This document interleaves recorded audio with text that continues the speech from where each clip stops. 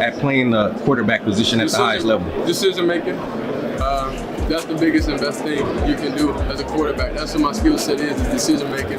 So I don't ever let anything alter my mind or let anything get in the way of me not being in my right mind. So decision making as a quarterback position for my skill set, what I like to do, sit in the pocket and throw it, that's the best attribute. Experience here so far at the Shrine Bowl? Good. I love it here. The NFL went to Europe to play games. Shedeur Sanders went to Europe to buy the stadium. Breaking news tonight. The Sanders family just declared war on the NFL's international monopoly. While Roger Goodell was announcing the NFL schedule for Paris and Munich, Shedeur was signing the checks to own the teams in those cities. He has officially become a lead investor in the European League of Football. He isn't just an NFL rookie. He is now a team owner in a rival league. Deion Sanders said it best. The NFL wants to visit. We want to live there. We are building the pipeline. From Paris to Prime. Sources say the NFL is looking into whether this violates the conflict of interest policy for players. I have the leaked email from the league office that suggests they might try to force Shadur to sell his stake before the draft. Here is how Shedeur Sanders just outflanked the NFL on a different continent. I like that I'm able to get in the forefront of everything and they're able to understand me and ask me whatever question they want. I'm not ducking, I ain't hiding, I'm right here live in the flesh, able to answer whatever questions is out there. I think there's so many people that look at your dad and say like that's his involvement is a bad thing, but how much has that been a positive thing for you to be ready for the right like I ain't know your parents, being involved and wanting the best for you is a problem. Right. I think as parents, each and every one. The NFL has a secret. And it's one they've spent decades and billions of dollars trying to protect. It's the idea that they are the only game in town, the only place where a young, elite quarterback can achieve greatness, fame, and generational wealth. But while the league executives were busy counting their television revenue, a 23-year-old quarterback from Colorado was quietly planning a revolution that would set their entire structure on fire. Shedeur Sanders didn't just decline an invitation to the dance. He decided to build his own ballroom, and the shockwaves are currently turning NFL front offices into zones of pure, unadulterated panic. For years, the script was simple. You play college ball, you wait for your name to be called by a billionaire owner, and you sign whatever contract they put in front of you. You accept the injury risks, you accept the non-guaranteed money, and you pray your fit with the team is good enough to keep you from getting cut. But Shedeur Sanders has never played by the script. Raised in the shadow of primetime, he was taught that a helmet is a crown, but a contract is a cage. And right now he's choosing to walk away from that cage in a move so bold, so calculated, and so dangerous to the NFL's bottom line that it has the potential to change professional sports forever. The drama didn't start in a boardroom. It started with a realization that the traditional path was rigged. Shadur didn't just suggest the NFL draft was a show. He called it out by name. Imagine being a top-tier athlete, looking at the rankings, and seeing names like Dillon Gabriel or Jalen Milroe placed above you. To Shadur, this wasn't just a scouting report. It was a targeted attempt to devalue his brand. He saw the way the media was setting the stage, painting him as a difficult personality, while praising safe picks. Because the NFL draft is rigged against me, and it is an absolute shit show. There is no way these three little bums, Tyler Show, Jalen Milroe, and Dillon Gabriel should be drafted ahead of me, especially the Dillon Gabriel one. That shit made me crash out. I broke all the TVs at my house. I'm not gonna allow them to embarrass me like this, so I'm withdrawing myself from this rigged draft.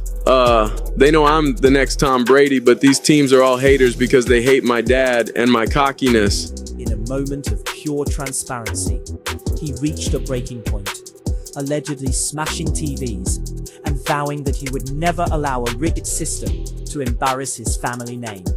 He wasn't just angry. He was realizing that if you play someone else's game, you've already lost. This rigged narrative isn't just about ego. It's about the fact that NFL teams have started using personality concerns as a weapon to drive down a player's draft stock.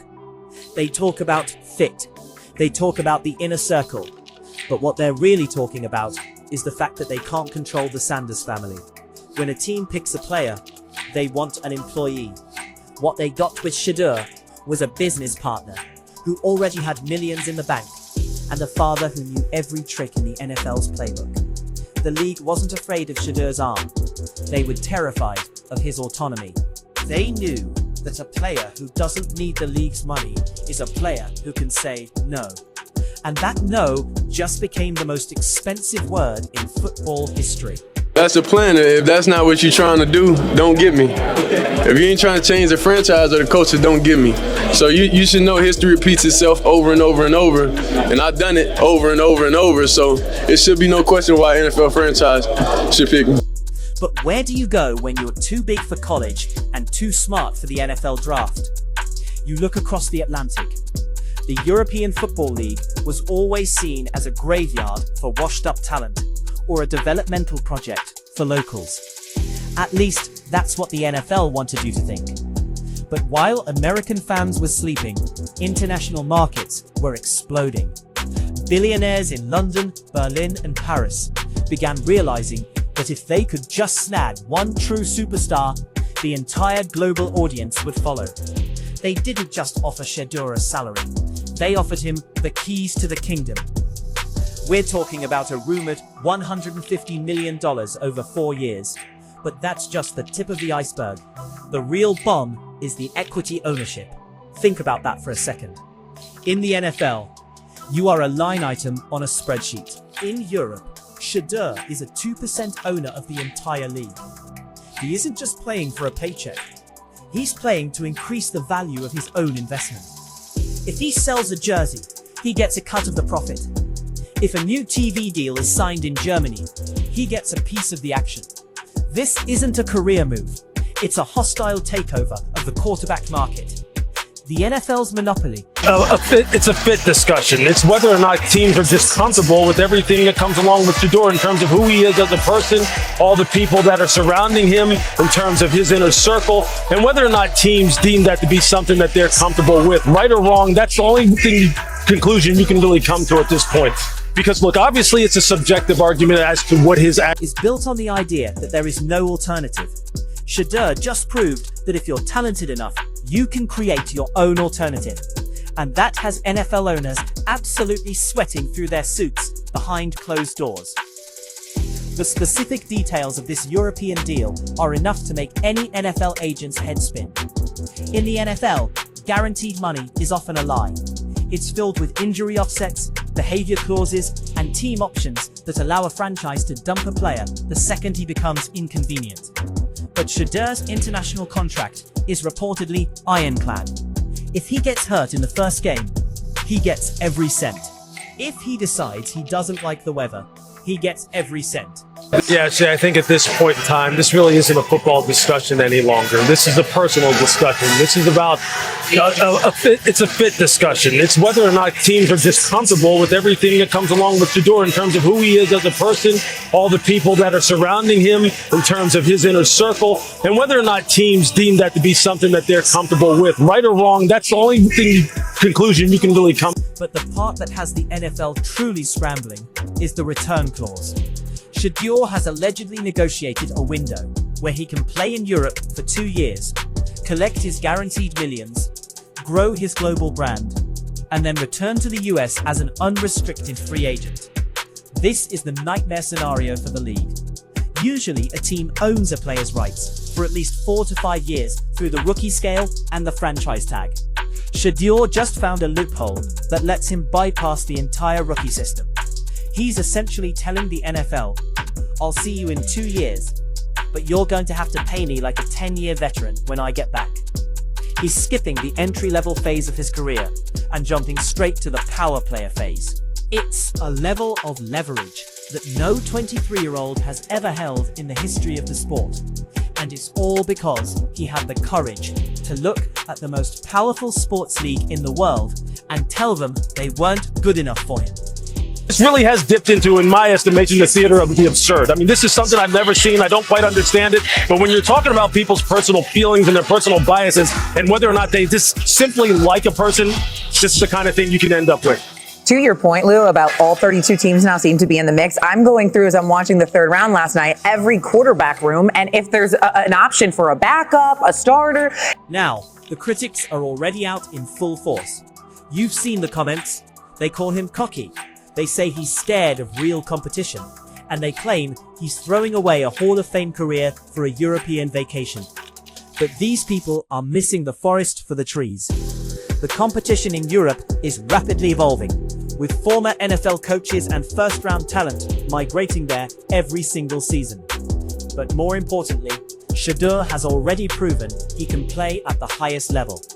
He's already shown the pocket presence, the decision-making, and the arm talent. You've seen the highs and the lows throughout your dad's career. How has your upbringing allowed you to kind of have a thermostat throughout this process and just be level-headed? And I mean, I had highs and lows myself, you know, even being in Jackson State and being in Colorado, so I understand how to handle any pressure, any adversity, and I'm built for this. Shadur, you mentioned earlier how just your dad's involvement is actually a positive thing, right? Yeah. So I guess growing up, what are some of the things he did that helped you step into your own kind of authentic greatness? That made him a Pro Bowl caliber rookie in the eyes of everyone who actually understands the game. It's about the fact that he refuses to be treated like a piece of equipment. The cultural impact of this move is where things get truly mysterious. For decades, the NFL has operated like a closed loop, but Shedeur is opening a door that can never be shut again. Imagine you're an elite running back in the NFL, a position that the league has systematically devalued and underpaid for the last 5 years. You see Shedeur getting equity and total brand control in Europe. Why would you stay in a league that treats you as disposable when you could be a partner somewhere else? It's them just understanding and understand my personality, being able to see it. They see media, they see cameras, they see everything, and not everybody has the best and greatest intentions to represent me well. So I just came here and to represent the game, to bring attention to the game, and to meet people so they can understand. What do you know you can bring? A lot of wins. What about working out at the combine or pro day? I guess you're not working out. I'm not sure.